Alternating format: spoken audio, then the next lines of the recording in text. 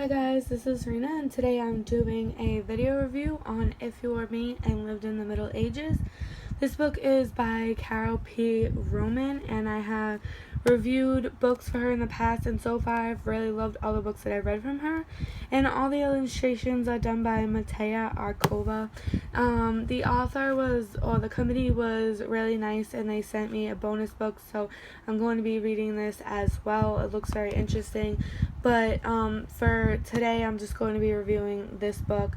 The book was really interesting, and even as an adult, I learned several things from this book that I had not previously known about the time period.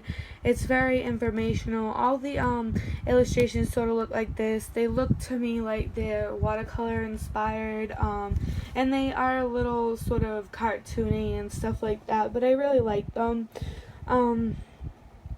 So in the beginning of the book, they have a picture, which I'll show you. I can only show you a little bit just because of copyright and stuff like that, but I don't own any of this book or any of the proceeds or anything like that. They all go to the author. So this is what a typical town looks like nowadays. Lots of buildings and pets and children. And this is sort of an idea of what it would have looked like back then. Much simpler times and lots of land and space, dirt roads and stuff like that. So I like that they have that little comparison right there in the beginning of the book. I have always really loved to read. In fact, when I was a child and I was in about the 4th grade, I was already reading high school and college level books. So I was at a much higher reading level than my peers. So I can't wait to pass all these children's books and all my other books down to my children. I really think that they will love them, or at least I hope that they do, because I would love for my children to be big into reading, even though I don't have kids yet. Just something that I want for my future. But onto this book, all the pages are numbers, so you can easily remember where you left off, or if you have to refer to something, you can just flip to that page. Also, I do want to say that this book, I think, is a little bit more suited for older children, maybe at least around 10, maybe a little younger or higher depending on their reading level, just because some of the words are a little hard to pronunciate, but they do have a lot of the pronunciations right there on the page, which I thought was really awesome. And also there is a glossary in the back of the book, which is just basically where they show you all the words and how to pronounce them. So I'll just show you something like this. It just shows you how to pronounce some of the words. So it explains a lot of different of their culture and common practices back then. So I'm just going to tell you a little bit of the information on some stuff that was mentioned in the books. Back then was much different from now. They had slaves or peasants who they referred to as serfs. Sorry guys.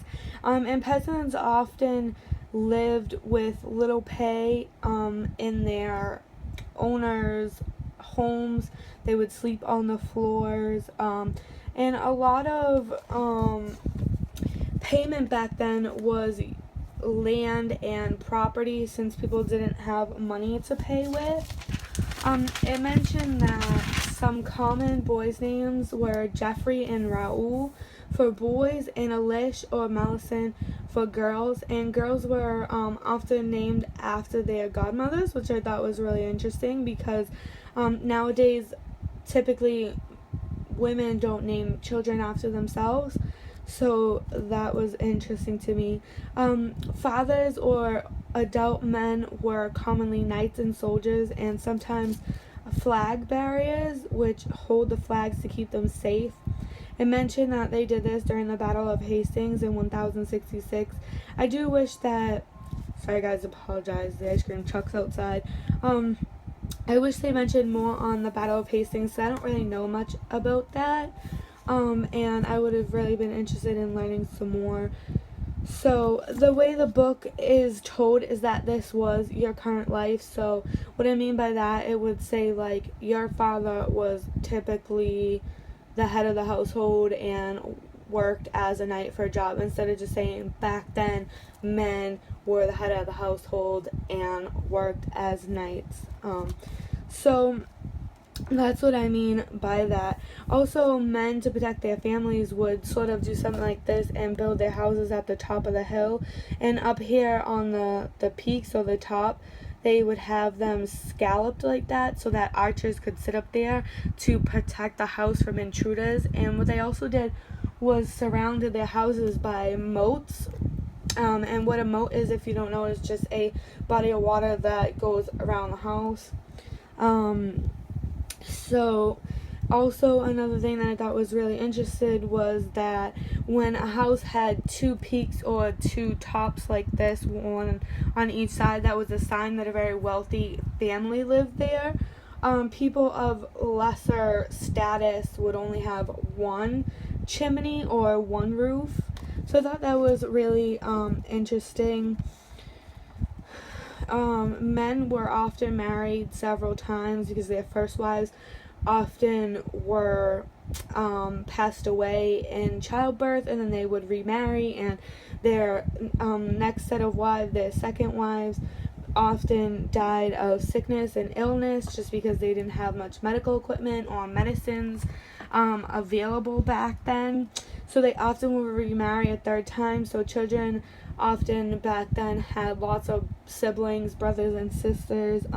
Common hobbies for women were knitting and sewing, and also the girl children would love to watch their brothers fight and practice. Toilets back then were just big chutes or a long tube that emptied the waste into the moat.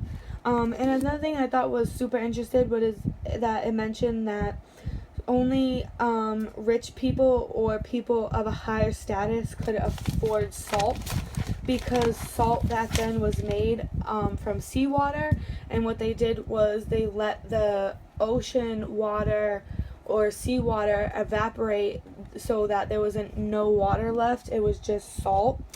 Common foods back then were pork, mutton, pigeons, venison, swans, ducks, and other types of birds and fish. They only had knives and spoons back then. They didn't have forks. And also cups were often made from animals' horns. Another thing that it mentioned was that girls stopped eating breakfast to show that they had grown up, because it was believed that only weak women and children needed to eat breakfast. So it was sort of like a coming of age, or a coming of puberty in a sense for them. And girls were often married at the age of 13 to their father's friend and neighbor, when they would always want to be married to their sons because they were more closer in age to them. At 7 years old, boys were often sent away to live with a noble family in a type of fostering situation where they would be errand boys. And then at 14, they would learn to help with the armor and the horses and other animals. And then at 21, they would become knights. Adult men often made only 3,000 pounds a year. And if you guys don't know what pounds are, it's another currency of money, but that's pretty much a couple $1,000s in US currency. So for the whole year, only $3,000 is not a lot of money. So there are a lot of pages and a lot of words in this book, so it is a little bit for an older audience, but I definitely learned a lot of interesting stuff from this book, and I hope that the information that I shared with you guys was interesting and factful for you guys, and I hope that you enjoyed this video, and I really hope that you will subscribe to my channel.